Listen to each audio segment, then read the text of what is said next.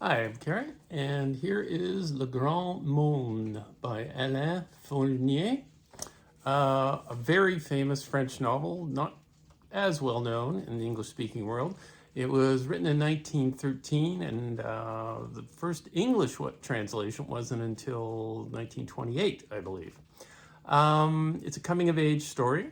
It's set in the 1890s in a small village in France. And the narrator is Francois Sorel, a 15-year-old schoolboy. And it describes his relationship and friendship with Augustin Meaulnes, the title character. Now, what happens in the novel is an attempt to describe adolescence and early adulthood in terms of its emotional intensity. And the precipitating action of the novel is Augustin being lost one night, comes stumbling upon a wedding party, which is more like something, it appears like a meeting of fairy folk or people from another reality, assembled to entertain wedding guests who are a bride and groom who are to arrive soon to be wed at a country estate deep in the countryside. Now, due to weather and being lost and arriving there at night, Augustin can't find his way back to it. But he is driven to because he fell in love at first sight with a young woman at the party. And he spends really the rest of his life trying to capture this moment again. And he does eventually find the woman, young girl, really.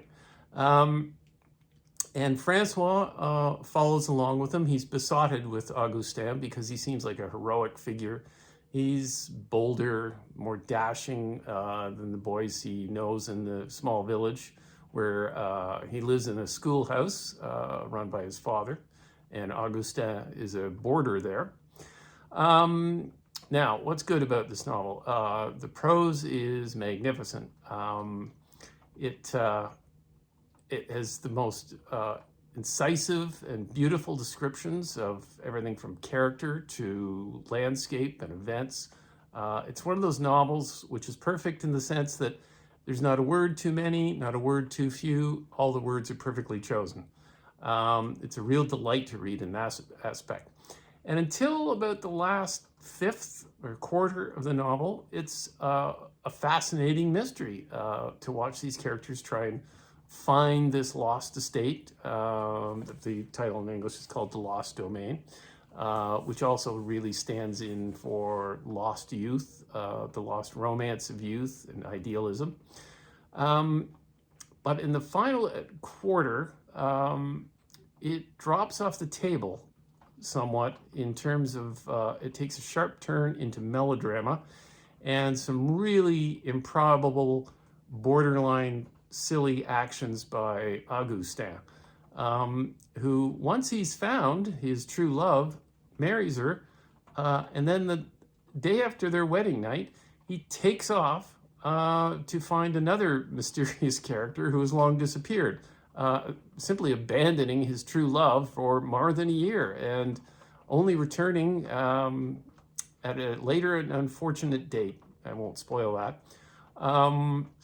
Now, this Augustin is running away from his one and true love could be seen as simply a furthering of his obsession with recapturing youth in a beautiful, surreal moment from his youth.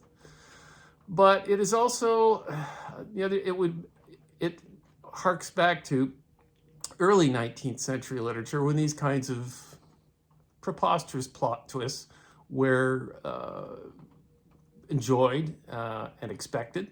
It's written in 1913. Literature is taking a turn into the modern, and the prose is modern. This is not a giant, flabby 19th century novel of 500, 600 pages.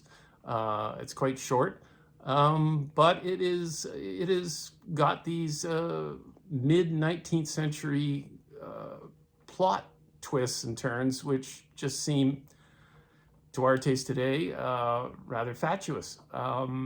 But I would urge you to read it simply on the basis of the quality of the writing and try not to be too annoyed at the turns the novel takes at the end. Evidently, it's still one of the 10 favorite, most influential novels for the French. I guess it'd sort of be their equivalent of To Kill a Mockingbird, something along those lines. But anyway, that's the Grand Meaulnes, and my book, which I'm now going to promote. Skeleton Palms, set in California and Las Vegas. Violent, twisty, dark. If you like that sort of thing, check it out. It's available on Amazon, on Kindle, $4.99. Thanks, bye.